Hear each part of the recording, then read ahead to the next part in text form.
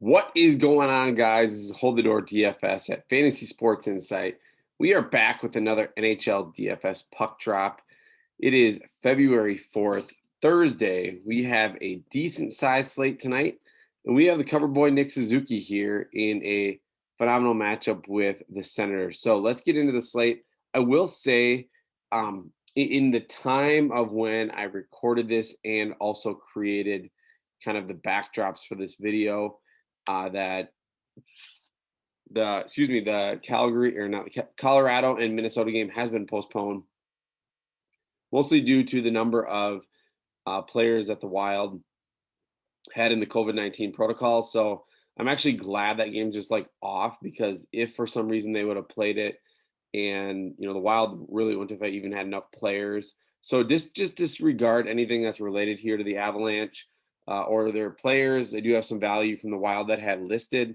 But again, I had these created, kind of like before I recorded this. So yeah, let's just X those off. If you're new to the channel, hit subscribe.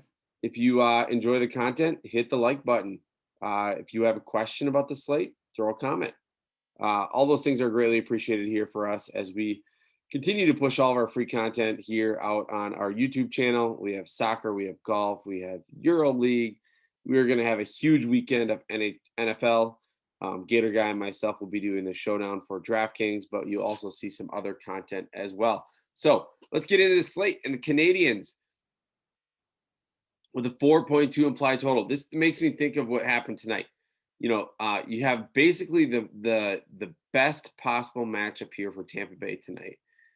Minus 345. I don't know what they closed at against Detroit. They score 5 goals, but the top line Point had a goal with an assist from Stamkos, but everything else virtually came from secondary lines. So in the end, playing Boston won in a game that they scrapped out 3 goals in the last 10 minutes plus overtime was the play. So just crazy how that works in hockey here. So now again, we have a minus 300 favorite in the Canadians here against Ottawa with a 4.2 implied total. Now I will say that the Canadians' lines and their scoring is not as condensed. You have Gallagher, Toffoli, and Suzuki all on different even strength lines. And even Gallagher right now isn't even playing on the same power play as Suzuki and Toffoli. So I think there's a way you can call what I call correlate and cover, where you can correlate some power play, but you're also covering different combinations of lines scoring on even strength. So the Maple Leafs come in as just a slightly less higher implied total in a great matchup against Vancouver, who we know has just been leaky on defense. So this is a great matchup for Austin Matthews, John Tavares, Mitch Marner, and the gang. So Hurricanes also in a great matchup with the Blackhawks. We saw that game go, I don't know if it went to overtime or not, but there was definitely goals in that last matchup.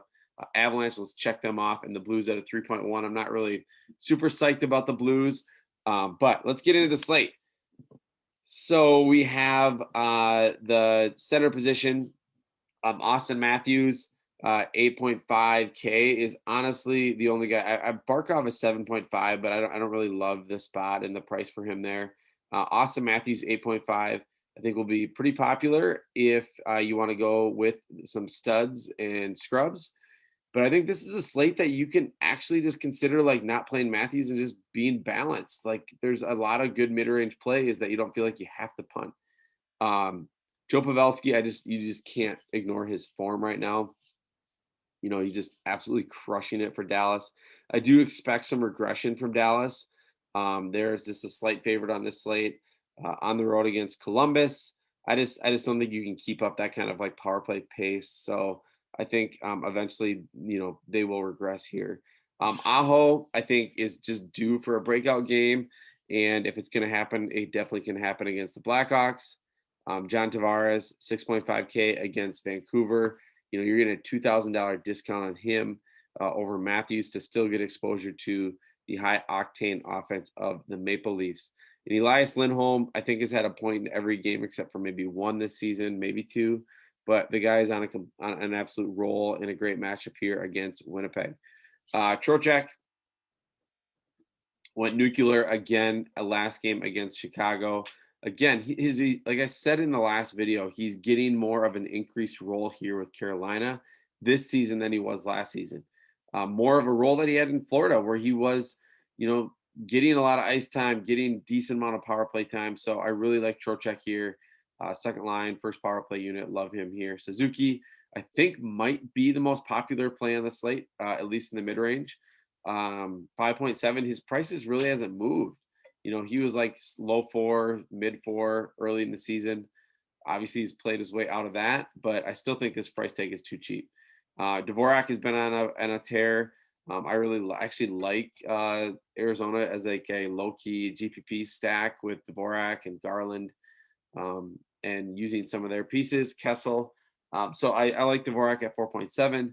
Jordan Stahl showed up big last game for Carolina as well. Again, third line, but first power play unit. So really like him at 4.1. Kotkaniemi is another value piece on the third line for Montreal. Again, this slate feels like a lot like the one that we just played 2 days ago with a lot of the same matchups and teams. Some of the prices did obviously change here. Comfort is not going to be in play as that game is off. But Kurashev has had two goals in the last two games for Chicago. One of their prospects, love him at 3.2 as well.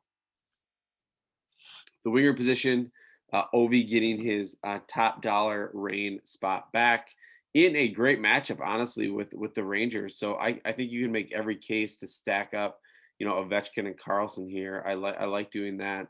So Ovechkin 8K is definitely in play. Mikko Rantanen is not playing. Mitch Marner, I love pairing with Austin Matthews. We know those two have been just on an absolute tear. So I think that is a fine pairing.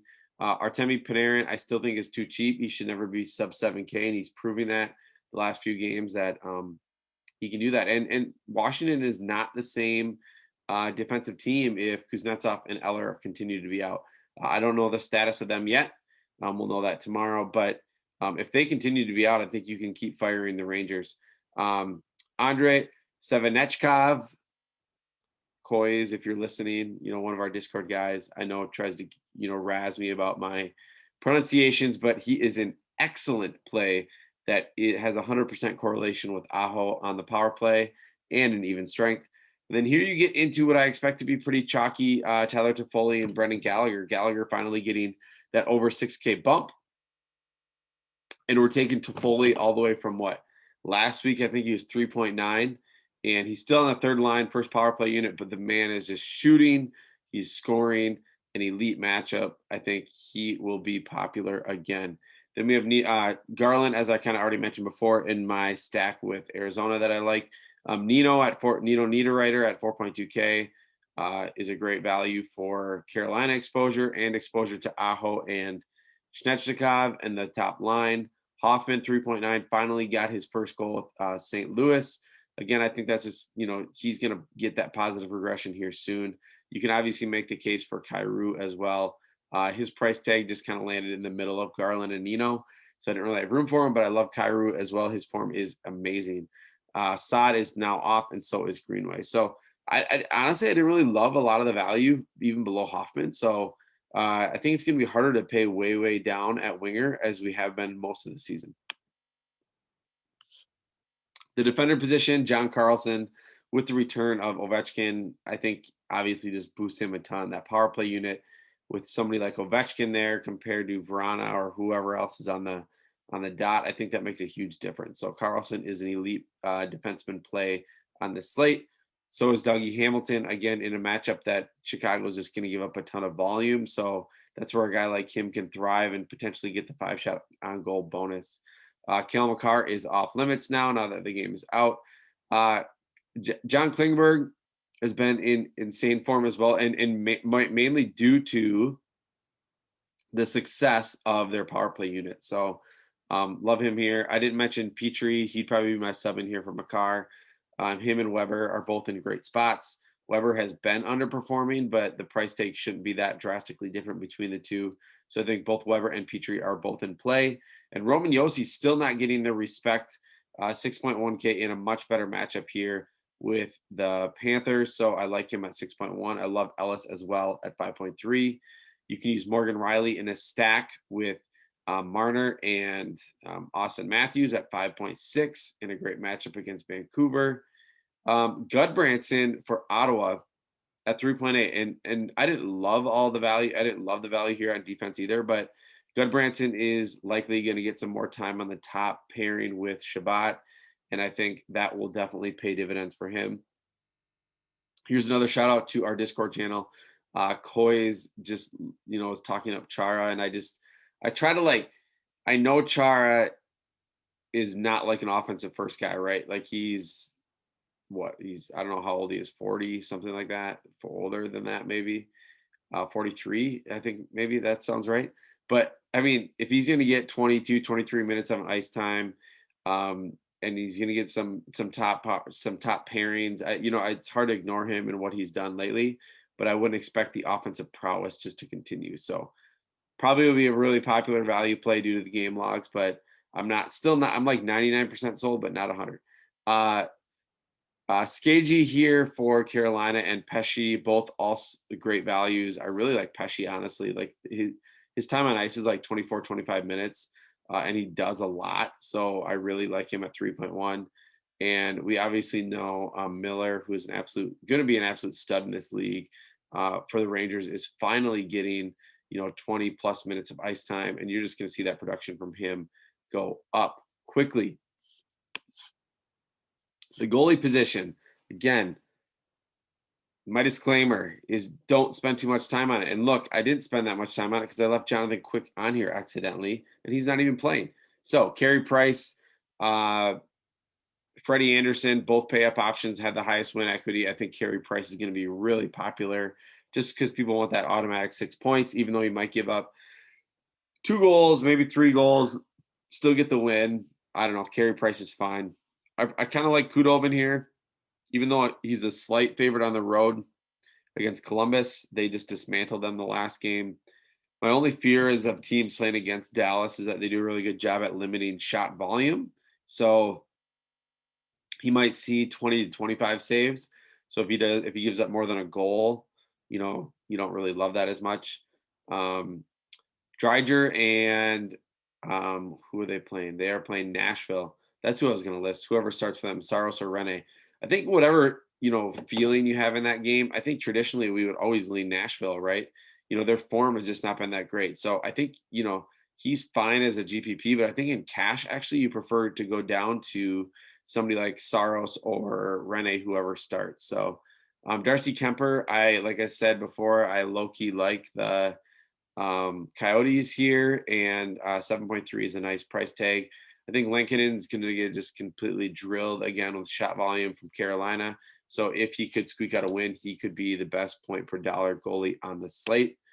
And then some stacks, and these are going to be some similar ones to Tuesday as well. But now it's more of a pay up stack for me. You have Suzuki, Toffoli, and then Petrie and Weber. You can throw Gallagher in there, but he's not really correlating. So that's why he's not really stacking. At least Suzuki and Toffoli play on the top power play unit with Petrie and Weber. I really like, this Carolina line again. Aho, Snechnikov, Stahl, Trocheck, Hamilton. This is the power play unit. So I like them. Value. Obviously, Saad, Kadri, and Burakovsky is not a value option anymore. And I think just the GPP stack, I like Garland, Schmaltz, and Keller.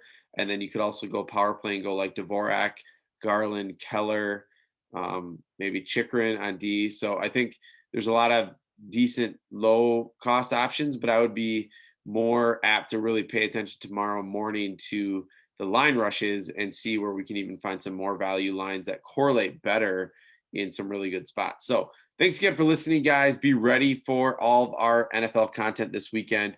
It will be coming fast and furious. And that is what we love. We love niche slates. We love showdowns, even though this is going to be a popular slate, one of the most popular slates of the year. I still think there's a lot of value in the showdown slates. So check all of our content out here at Fantasy Sports Insight. We have content and core plays for every slate on every sport. So thanks a lot and have a good one.